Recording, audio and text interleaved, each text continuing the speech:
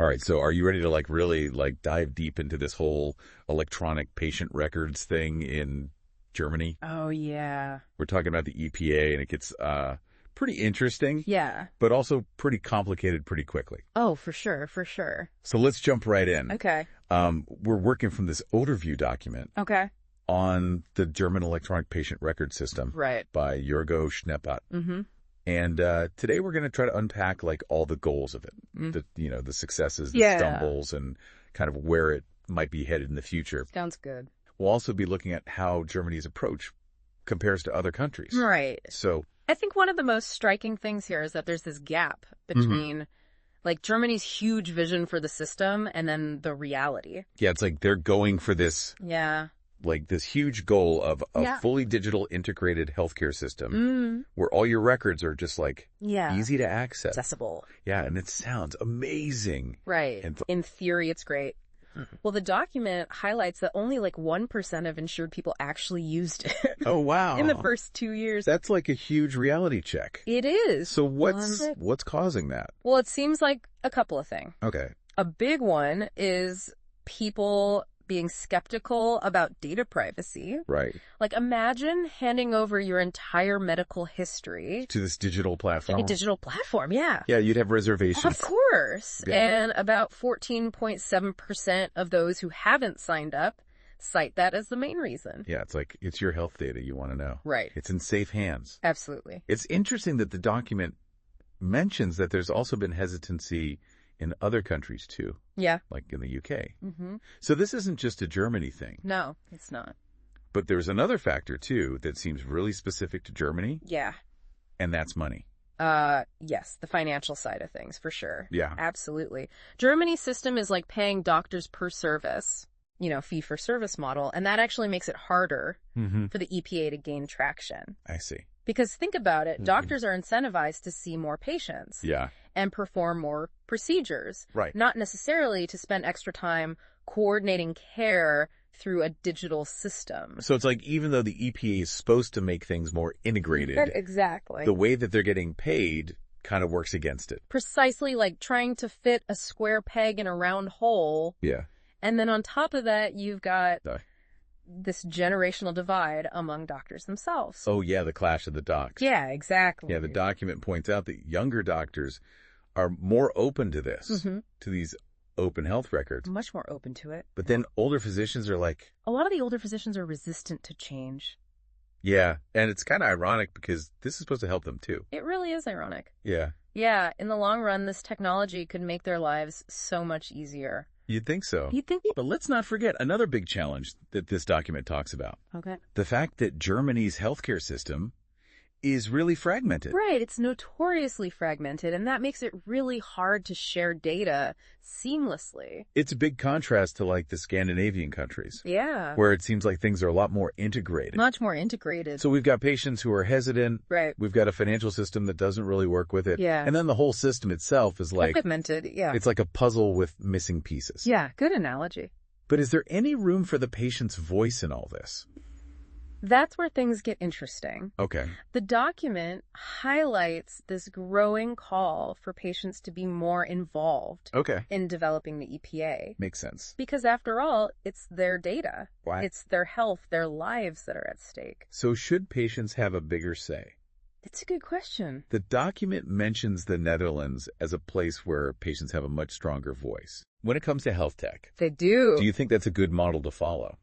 That's a big question, and it leads to an even bigger discussion about who gets to decide what healthcare looks like in this digital age. Yeah, it seems like Germany's EPA is facing some big challenges, It is.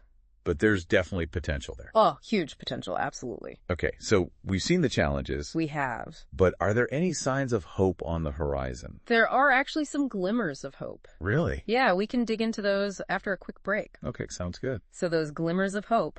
Yeah, you mentioned some glimmers of hope. Yeah. What's coming up for the EPA? Well, the document points to some big changes that are actually in the works. Like what? Like automatic enrollment coming in 2025. Oh, wow. That's huge. Yeah. That's a massive shift. It goes from you have to opt in Yeah. to you have to opt out. Exactly. Yeah. Yeah, and their goal is pretty ambitious. What is it? 80% adoption by 2026. Wow. So it's like they're saying, okay, enough of this slow rollout. Right. We're going to make this happen. Yeah, let's do this. It'll be interesting to see what happens to all those data privacy concerns Oh, absolutely. that people had. Yeah. That's going to be fascinating to see how that plays out.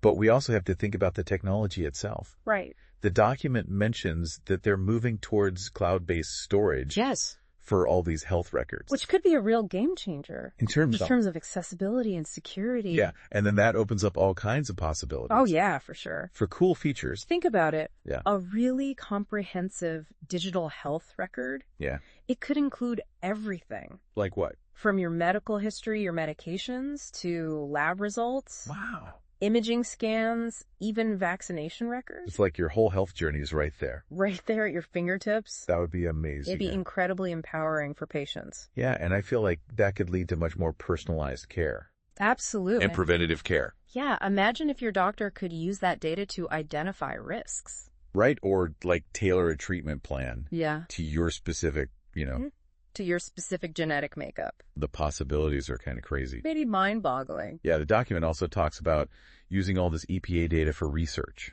Yes. Which could be huge for like new treatments and cures. For all sorts of diseases, yeah, it's a huge potential benefit. But of course, we have to think about data security. Oh, absolutely. That's crucial. The document emphasizes how important it is to have safeguards. Right. Strong safeguards. To keep all this information private. It's because people need to feel confident Yeah. that their data is safe and secure. Totally. If they're going to actually use this technology. Right. It's all about trust. Yeah. And that trust is built on transparency and clear communication. People need to know how their data is being used. Exactly. And they need to be able to control who can see it. Absolutely. It's a delicate balance. Yeah. But it's a balance that we have to strike. For the EPA to really work. To truly succeed, yeah. So where does all this leave us? It seems like Germany's at kind of a crossroads. It does. With this whole EPA thing. Yeah. They have this big vision for a digital healthcare system. Right. And they're taking steps to make it happen. They are taking some big steps. But there are still challenges. Oh, yeah. Like data privacy, making all these systems talk to each other. Interoperability. Yeah. And then the whole, generational divide. Yeah, the old doctors versus the young doctors. Young doctors, yeah. And then, of course, there's the whole question of trust. Do people trust the system? Right. Will people trust it? It's going to be really interesting to see how all this unfolds. It will be fascinating. Over the next few years. Absolutely. The EPA is kind of a microcosm. Of what? Of this whole digital healthcare revolution. That's happening everywhere. That's happening all over the world. Yeah. And whatever happens in Germany, it's going to be important for everyone. It will be, the lessons learned in Germany will be valuable for everyone. Yeah, who's trying to build these kinds of digital healthcare systems. Absolutely. But let's not get too far ahead of ourselves. Right. Let's bring it back. What are the immediate next steps? Well, that automatic enrollment in 2025 is a big one. Yeah. That's going to be a major test of the system's capacity and really its appeal. Yeah, because the government has set a really high bar. 80% adoption by 2026. Which means they have to address all those concerns. They do. We've been talking about. All those concerns we've talked about, yeah. Privacy, security, making sure it's easy to use. User friendliness. Yeah. Absolutely. They have to make people want to use this. They have to make the EPA something that people actually want to use. Yeah. And they have to do all of this while dealing with this very fragmented healthcare system. Yes, while navigating those complexities. Yeah, and all the different people involved. And all the different stakeholders, absolutely. It's a lot. It is a tall order. But the payoff could be huge. It could be huge. If Germany can make this work. Yeah, if they can pull this off. It could change everything. It could be a model for other countries. Who are trying to build their own digital healthcare system. And it could change how healthcare is delivered. Absolutely. Make it more efficient. More personalized. Yeah. More effective. Ultimately more effective, yeah. But there's a lot of work to do. Yeah, there's still a lot of work to do. And a lot of tough decisions. To make. Yeah, tough decisions to be made. Which brings us to the big question. Okay. For our listener. What's that? What would you prioritize? Okay. If you were in charge of this. If you were developing the EPA. Yeah, what would be most important to you? What would be at the top of your list? And what concerns would you want to make sure get addressed? Absolutely. We've covered a lot of ground today. We've explored this whole German electronic patient record system. The EPA. The EPA. As detailed in Jörg-Owe Schneppet's work. Yeah, and we've seen like all the goals, the challenges, and the potential benefits. But now we want to leave you with something to think about.